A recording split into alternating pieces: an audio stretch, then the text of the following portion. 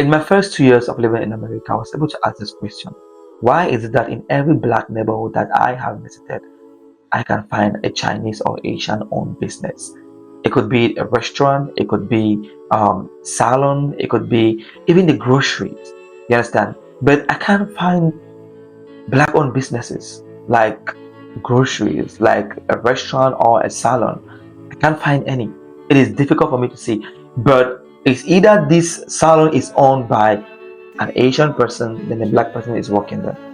If you go to the restaurant, in fact, the restaurant is even the worst. I have never gone to a Chinese restaurant and I do find a black person serving, or I do find a Hispanic or Latino guy serving. It's always an Asian person serving me, an Asian person serving.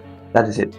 So I asked, like, why? I mean, why can't I find black owned businesses in black neighborhood? And then I went into reading, I went into research. And let me tell you what happened. On May 30th, 1921, a black young man by the name Dick Rollins was accused of assaulting a white elevator operator. And the newspaper at the time couldn't do anything better but to paint the black people as the villain of the story. And the headlines got to the wrong ears. It got to the angry, bitter white mobs who took to the street. They were rioting and protesting against the black people. Mind you, this happened in Oklahoma. This is known as the Tulsa Race Massacre of 1921. White people practiced what is known as segregation at this time, meaning they were living in a different area and the black people were living in a different area. In the white area, they had the hospitals, the schools, the groceries, the bank, and so on. They never allowed the black people in any of this space. You get it? No black man or woman could visit them or could go there to get anything. Blacks would go to bank to get loans. They would refuse them. They would deny them. Now the black had nothing, but they started thinking, let's build our own. They started building movie theater. They started building hospitals, schools, banks, coffee shops, and the rest for themselves. They were doing well. Black people were excelling.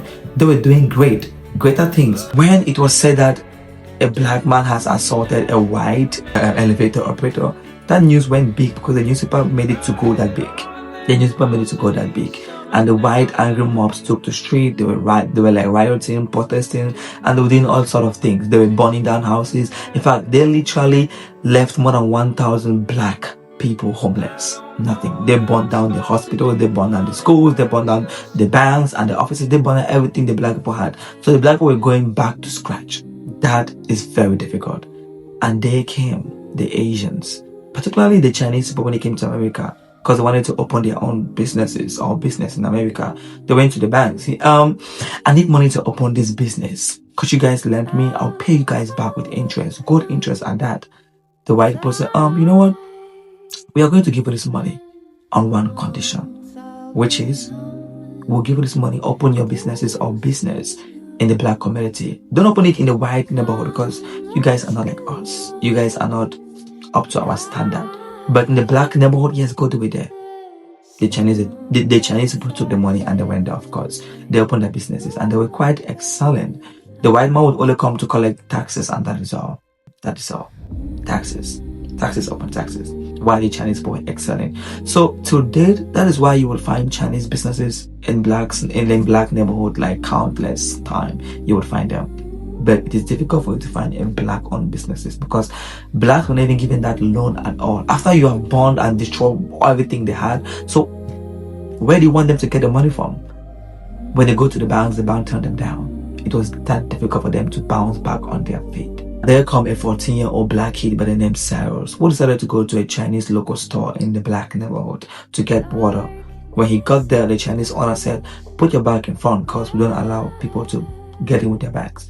He put his bag in front. Then he proceeded to the fridge. When he got there, he picked 4 bottles of water. For some reason or what was ever going on in his mind, he dropped the water. He didn't take any water anymore. He closed the fridge and proceeded to the counter to get his bag. Upon leaving, the Chinese owner said, "Hello, you can't go like that. It looks like you've taken something. You've steal something from me because you look suspicious. Bring back whatever you've taken in like over there." And he was like, "I won't take anything, so I gotta go.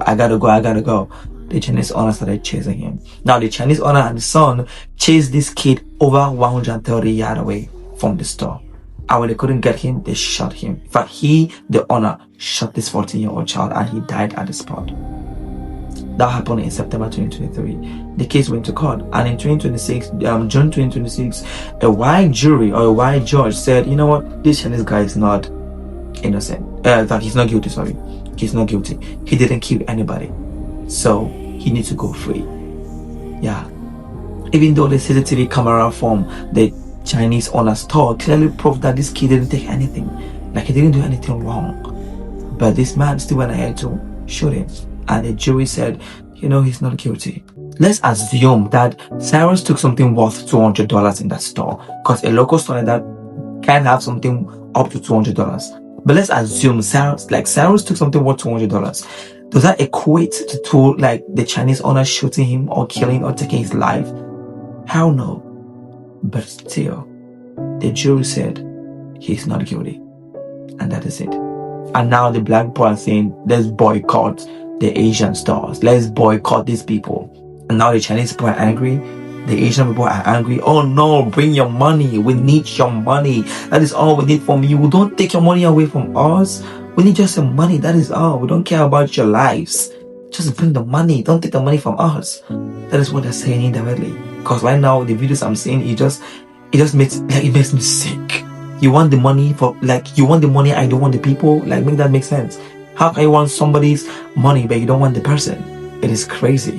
The boycotting had just begun, actually.